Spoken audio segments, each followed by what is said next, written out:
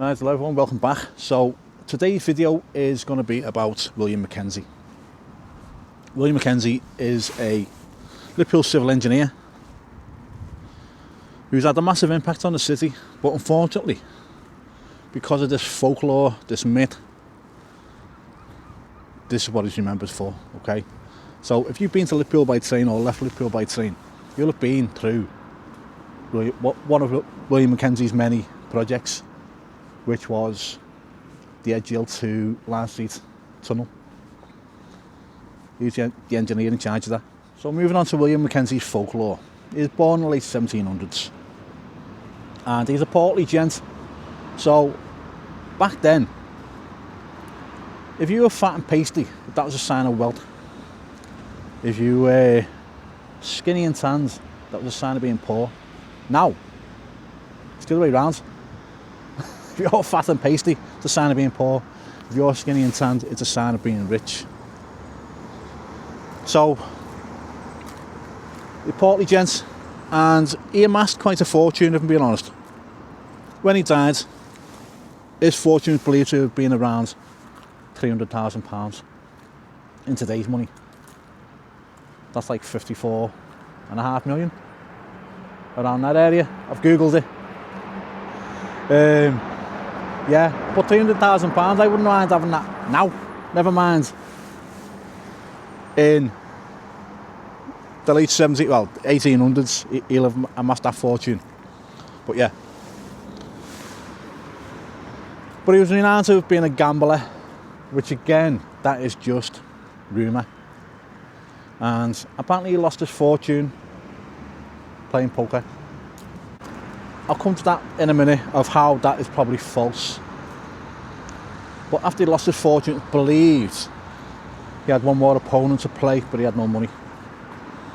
And that opponent was the devil. So he gambled poker with the devil himself, but because he had no money, he gambled his soul. And the devil couldn't take his soul until he was dead and buried. So upon his request, he wanted to be buried above ground in a pyramid tomb holding a winning hand of poker, just so he could beat the devil one last time. That's the rumour. The truth is, he died with a fortune of £300,000, 54 million in today's money, which was left to his brother Edward. So we'll walk down Rodney Street now, where his final resting place is, and we'll get on to why it's believed that he's inside this tomb. Although Mackenzie was quite a significant figure in Liverpool, there's not much recorded about his life. The short diary entries about when his nephews asked for some money from him, and his reply was, "No one helped me in life, I received no support." And it was that kind of cold-hearted response that people believed him to be some sort of Scrooge, which, I don't know, is it fair, is it unjust? Did he really say them things? Now the reason for the folklore and the legends is, one day, a long time after Mackenzie's death, a friend of Mackenzie's said they saw an apparition of him walking down Rodney Street, the street I'm on now, so let's swing you around. So on this street is where Mackenzie's spirit is said to roam. Now this is meant to have been a foggy night in winter, and the man saw a top-hatted man, well dressed, but with red eyes, and he believed that to be William Mackenzie. Again, this is all myth, and whatever truth is in that, no one knows. But the person who saw him meant to have been a good friend of Mackenzie's, and he was pretty sure that's Mackenzie who he saw. Now, all depends on how much you believe in the supernatural. This street goes back years in Liverpool's history, so it could be haunted if you believe in that kind of thing.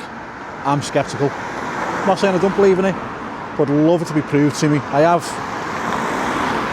covered things before where I've heard bumps and noises and voices and stuff like that, so yeah. But unless I see a solid apparition of someone, I'm yet to be convinced. Now, I first read this story, 1998. That's when I first started reading Thomas Lemon books, and I still read them now, because his storytelling in writing is brilliant. He's got many books out now. I think that was in Haunted Liverpool 4 about the Pyramid Tomb and William Mackenzie. But Thomas Lemon's been a big part of my life for, 27 years now. I've been reading his books. And I know it was 1998 because that's the year I joined the army. And when I was flying to Belfast to start my training, I went to W.H. Smith's and I bought some books, one of them being Haunted Liverpool 4. Now, I bought Haunted Liverpool 4 first because I thought it was Haunted Liverpool 4 is in L4, the area. But it weren't, it's the 4th edition, and I only realised that when I read the book. So I quickly went out and bought the other 3, because that was the latest one out at the time. And I had a massive interest in the supernatural anyway then, and I still do know. That's why I'm covering this. Because although I'd seen the tomb before, I thought nothing of it until I read that book. How old was I then? 20-ish. Oh yeah. Feel like a long time ago now. Touching 50. So I'm carrying on walking down Rodney Street now. This is the junction of Harman Street, which take a left here, takes you down to the city centre. Take a right, takes you out of town towards Tocky and that. But I'll be crossing the junction going to St Andrew's Church, where in the graveyard there we'll see the tomb. And first thingly, on the corner of Rodney Street and Harman Street is a bar called Mackenzie's Whiskey Bar. Never been in there, don't even know it's still open.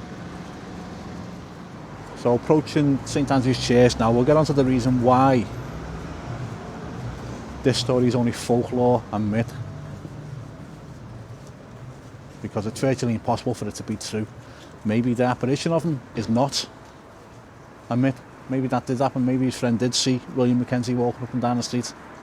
Because it's on the street where he saw him and this street where he's buried. Okay, so we'll have a look and I'll tell you why it's a myth. So across the way there is St Andrew's Church, which is no longer a church now. I believe it has been turned into student accommodation. I could be wrong, but that's what I believe it to be. And if you look, there's the pyramid tomb of William Mackenzie.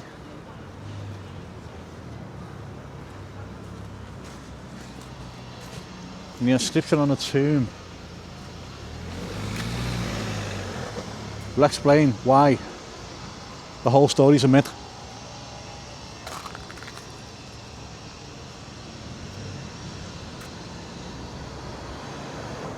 So I'll get up close and personal to the tomb now and have a good look at it.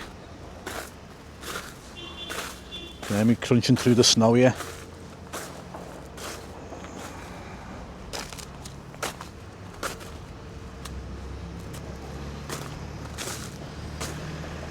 It's an impressive shape, it's an impressive tomb, it's massive. So although I can't find the inscription, I believe it may have been on there. But the inscription read, "This monument was erected by his brother Edward as a token of love and affection in AD 1868. Now that is 16 years after William Mackenzie's death. So, although it'd be great if it was true that he was buried upright and he did beat the devil at a game of poker. Well, he didn't beat him in a game of poker, he lost the poker game, but did beat him in death by not surrendering his soul. He was actually buried underground below this tomb. Then 16 years later, his brother Edward erected this in his memory. So the devil wanted his soul, and that part is true, then the devil's got his soul well by now. It's a shame that William Mackenzie's not remembered for the work he's done for the city. You know, everyone who's been in and out of Liverpool will have been through the tunnel that he was in charge of constructing.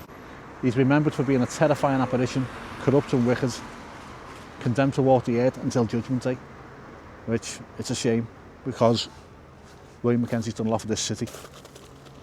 Maybe he was corrupt, we don't know. but he's definitely not buried upright in that tomb behind me. I wish the story was true, but it's not. Right, thanks for watching. Please subscribe to the channel. I'll try and do more of these. I'll try and get better at them as well. I want to do some mentions as well. I want to mention, it was either Carl or Col that I met at the match. Jean, who met in B&M in the stands. Who else? John on the bus. And Dawn Richardson in the comments section, who has now become a member, so thank you, Dawn. Also, Andy Argyle keeps asking me to give him a mention, so Andy, thank you, mate. Right, there you go, guys. Thanks for watching. Speak to you all soon on some more haunted and history type videos. See you soon. Bye now.